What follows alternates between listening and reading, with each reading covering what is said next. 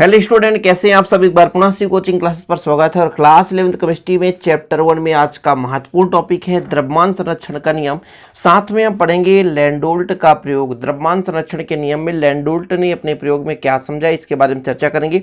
रासायनिक संयोग के नियम में 5 नियम है आपके चैप्टर में। द्रव्यमान संरक्षण का नियम, जिसे अविनाशिता का नियम भी कहते हैं, स्थिर अनुपात या निश्चित अनुपात का नियम, गुणित अनुपात का नियम, व्युत्क्रम अनुपात का नियम, जिसे तुल्यांक समानुपात का नियम भी कहते हैं, गेल-लुसाक का नियम है, गैस आयतन संबंधी नियम। ये 5 नियम को 5 वीडियो में, छोटे छोटे वीडियो के माध्यम से आपको प्रोवाइड करने वाला हूं।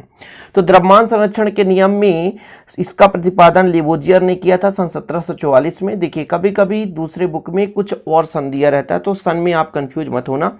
तो द्रव्यमान संरक्षण का नियम किसने दिया? लेवोजियर ने दिया सन 1744 में।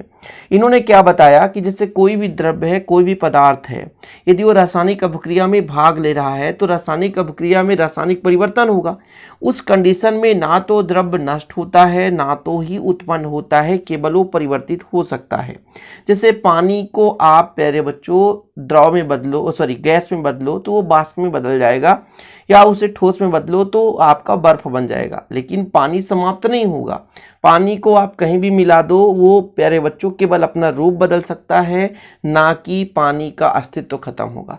तो यही बताया किसने? लेवोजियर ने बताया कि कोई भी पदार्थ है, यदि रासायनिक अभिक्रिया में भाग ले रहा है तो रासायनिक अभिक्रिया में केवल उसमें परिवर्तन होगा, ना कि वो नष्ट हो जाएगा। बस यही चीज है। यानी रासायनिक परिवर्तन में द्रव्य ना तो उत्पन्न हो सकता है और ना ही नष्ट हो सकता है, केवल उसका अवस्था या रूप परिवर्तित हो सकता है। इसे ही द्रव्यमान संरक्षण का नियम कहा जाता है, या द्रव्य या पदार्थ की अविनाशिता का नियम कहते हैं। ठीक है, law of conservative of mass. तो द्रव्य के या पदार्थ के अविनाशिता का नियम आ जाए तो आप इतना याद कर लो, रासायनिक परिवर्तन में ना तो पदार्थ नष्ट होता है, ना तो उत्पन्न होता है, केवल इसकी अवस्था बदल सकती है। एग्जाम्पल के तौर पर यहां पर प्यारे बच्चों, जैसे AgNO3 है, सिल्वर नाइट्रेट है, NaCl है, सोडियम क्लोराइड है, ये जब आपस में क्रिया करेंगे तो इसका प्रोडक्ट जो उत्पाद है वो बदल जाएगा। AgNO3 सिल्वर नाइट्रेट था, ये सिल्वर क्लोराइड में बदल गया। NaCl सोडियम क्लोराइड था, ये सोडियम नाइट्रेट में बदल गया। तो यहां पर देखो बच्चों, जो यहां पर अभिकारक रिएक्टेंट जिसे बोलते हैं, आपस में भाग ले रहे थे जो भी द्रव्य या पदार्थ हैं, तो इनमें केवल अवस्था परिवर्तन हुआ, रूप बदल गया, ना कि ये नष्ट हो गया। जितना यहाँ पर सिल्वर Ag है, उतना ही प्रोडक्ट में ही Ag रहेगा, भले वो दूसरे यौगिक के साथ कन्वर्ट हो गया हो, भले वो दूसरा यौगिक बना लिया हो। जैसे यहाँ पर बेरियम क्लोराइड है, यहाँ पे सोडियम सल्फेट है, यहाँ पर बेरियम सल्फेट बनाया और सोडियम क्लोराइड बनाया, तो देखो केवल ये रूप बदल दिया, अपना अवस्था बदल दिया, ना कि यहाँ पर बेरियम का समापन हो गया, बेरियम नष्ट हुआ, ऐसा नहीं है, ना तो नया बेरियम कहीं से उत्पन्न हुआ। जितना भाग लिया उतना बेरियम उस पे प्रोडक्ट में भी रहेगा। इसी के प्रयोग में लैंडोल्ट ने अपना एक प्रयोग प्रस्तुत किया, जिसे आपको पढ़ना जरूरी है। तो पहले इसका स्क्रीनशॉट आप ले लो यदि आप बेहतरीन तैयारी करना चाहते हैं, और यदि पहली बार आए चैनल को सब्सक्राइब कर लेना। इसका स्क्रीनशॉट आप लोग ले लीजिए। इसके बाद देखते हैं लैंडोल्ट का प्रयोग। लैंडोल्ट ने क्या किया प्यारे बच्चों, ये पात्र लिया, H आकार का पात्र, देख सकते हैं आप, H आकार का पात्र लिया। देखो ये पात्र है, इसमें क्या है, दरअसल 2 अलग अलग नलियां होती है। इसको एक टोटी के माध्यम से या एक छोटे से पाइप के माध्यम से जोड़ दिया, तो ये H आकार का पात्र हो गया। ठीक है, इन दोनों अलग अलग जो नलियां हैं, जो अलग अलग आपका पात्र है, H आकार में 2 पात्र हैं, इसको जोड़ दिया गया तो बन गया एक पात्र। तो दोनों नलियों में पहले अलग अलग 2 विलयन भर दिए। जैसे यहाँ पे AgNO3 सिल्वर नाइट्रेट भर दिया और एक में NaCl भर दिया, सोडियम क्लोराइड।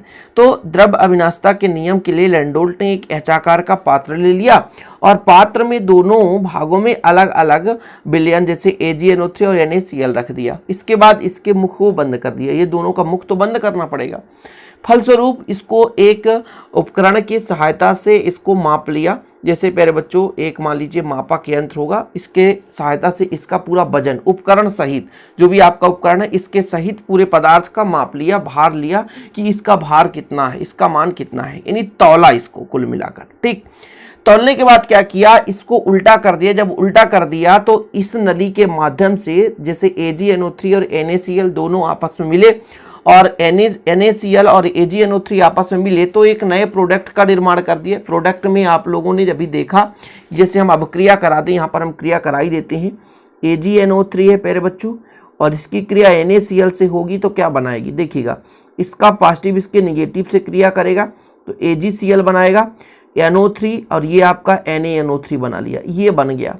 इसके बाद पहले क्या किया, दोनों में अलग अलग विलयन रख करके उसको तौला कितना इसका मान है। इसके बाद इसको उल्टा कर दिया, उल्टा करने पर ये दोनों मिल गए और रासायनिक अभिक्रिया संपन्न हुआ। इसे ठंडा करके फिर इन्होंने तौला, फिर देखा कि जितना अभिक्रिया के पहले इसका मान था उतना ही अभिक्रिया के बाद उतना ही मान है। अर्थात रासायनिक अभिक्रिया में ना तो पदार्थ नष्ट हो रहा है और ना ही पदार्थ उत्पन्न हो रहा है। मतलब जितना पदार्थ लिया गया था उतना ही पदार्थ दूसरा मिला, भले उसका अवस्था बदल गया हो। ठीक है, तो यहाँ पर आप देख सकते हो, लिखने को क्वेश्चन आता है द्रव्य विनाशता का नियम लिखो या द्रव्यमान संरक्षण का नियम लिखो। साथ में क्वेश्चन पूछा जाएगा प्यारे बच्चों कि द्रव्यमान संरक्षण से संबंधित लैंडोल्ट का प्रयोग समझाओ। किसका, लैंडोल्ट का प्रयोग। तो आपको इतना ही लिखना जितना मैं समझा रहा हूं कि द्रव्य विनाशता के नियम के लिए लैंडोल्ट ने अध्ययन किया, जिसमें यह आकार का पात्र ले लिया और इसमें अभिकारकों को भर दिया और भरे पात्र को पहले तौल लिया। इसमें यहाँ पर थोड़ा नहीं लिखा हूं, आप लोग लिख लीजिएगा। भरे पात्र में भरने के बाद इसके डाट ये मुख को बंद करके इसको तौला, फिर इसमें उलटकर दोनों विलयनों को मिला दिया, पश्चात फिर से तौला तो देखा कि जितना अभिक्रिया के पूर्व था उतना ही अभिक्रिया के बाद हुआ। अर्थात इसके पदार्थ में कोई परिवर्तन नहीं हुआ, यानी पदार्थ ना तो नष्ट हुआ ना तो उत्पन्न हुआ, केवल अवस्था परिवर्तन हुआ है। ठीक है, क्लियर, समझ गए। इतना ही है आपका द्रव्यमान संरक्षण का नियम। बस छोटे छोटे वीडियो के माध्यम से आपको संपूर्ण टॉपिक कवर कराऊंगा, बिल्कुल आप चिंता ना करें। पहली बार चैनल पे आए तो सब्सक्राइब कर लें, आप लोग पूरे के पूरे नंबर पाएंगे, आप बिल्कुल चिंता ना। इसका अभिक्रिया आपको करना है तो यहाँ पर आप लिख सकते हैं अभिक्रिया। मैंने भी अभिक्रिया कराया था प्यारे बच्चों, आपका था AgNO3। क्या, AgNO3 किसके साथ मिलाया, NaCl के साथ मिलाया तो क्या बना, AgCl बन गया और NaNO3 बन गया। ये आपका यहाँ पर रिएक्टेंट था, ये प्रोडक्ट बन गया। तो उम्मीद करता हूँ आप लोगों को समझ में आया होगा। ऐसे ही आप लोग सपोर्ट करते रहें। चैनल पे नए हैं तो सब्सक्राइब कर लें, लाइक करना ना भूलें, शेयर करें। मिलते हैं वीडियो के साथ। जय हिंद, वंदे मातरम।